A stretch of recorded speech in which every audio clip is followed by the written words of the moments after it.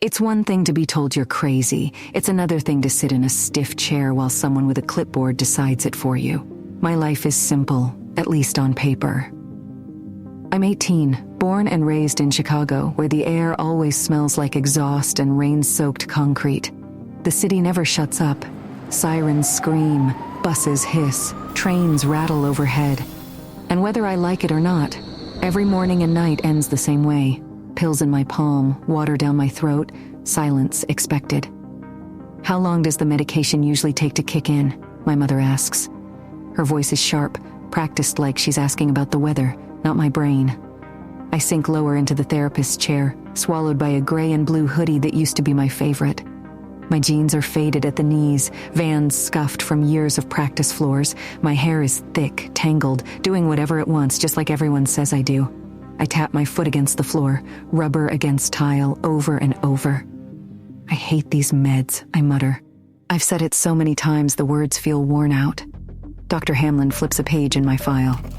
These two? These were the last ones I can prescribe, she says carefully, then turns to my mother.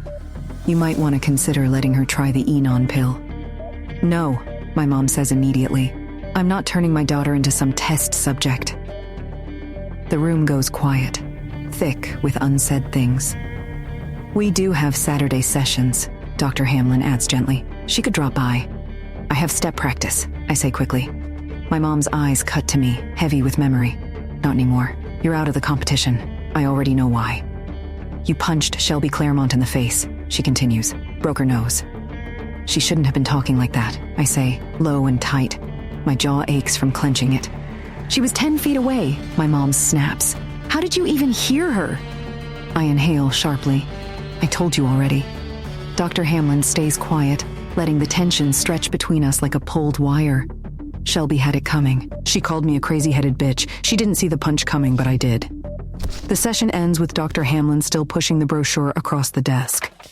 My mother takes it, folds it once, and slips it into her purse like she might never look at it again. Outside, the parking garage smells like oil and old rain. We climb into our 2008 Volvo. My mom grips the steering wheel, staring straight ahead, face blank. Honey, she says finally, would you think about taking the Enon pill? She doesn't look at me. I lean back against the cold leather seat. Sure, I say bitterly. Why not? She sighs, a long, tired sound that makes my stomach twist. If you didn't want me to before, what changed? I ask. She starts the car. We're out of options. The garage echoes as we descend. And are you really going to give up your practice days for Saturday meetings? She adds. I turn to her. What? If you don't take the pill, you'll have to go, she says. Your health matters more than some school activity. I don't answer. When I talk like this, when my head feels too loud, I get labeled crazy, difficult, unstable. So I stay quiet and stare out the window even though every nerve in my body is buzzing. Our house looks tired when we pull in. 2 stories, small. The screen door hangs crooked, barely holding on. Pale blue paint peels off the porch steps, revealing dark wood underneath. The banister is chipped white, smoothed down by years of hands passing by. Bia, my mother calls as I rush inside. Please think about this. I don't stop. I slam my bedroom door and collapse onto my twin bed, face buried in the comforter. I turn on my Bluetooth speaker and reach for my phone, letting Rev and Lene fill the room.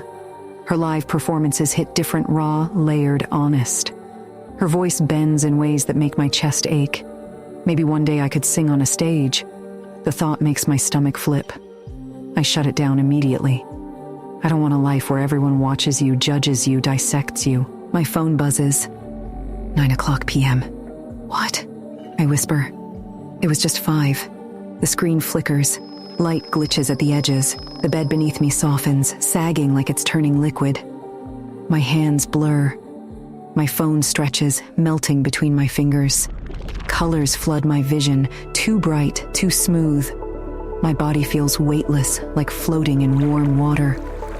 Calm settles over my mind, unnatural and deep. When my vision clears, I'm lying in grass deep green, swaying in a warm breeze. Purple water stretches endlessly nearby, reflecting a sky I don't recognize.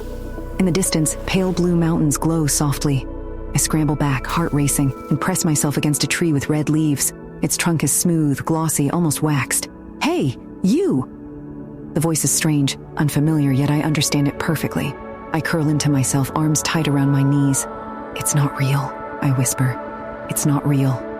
Bia? My eyes snap open. My mother sits on the edge of my bed, concern etched across her face. You okay? She asks. I don't answer. I just grab her and hold on, breathing her in like an anchor. If you want me to take the pill, I say quietly, I will. She stiffens, then relaxes.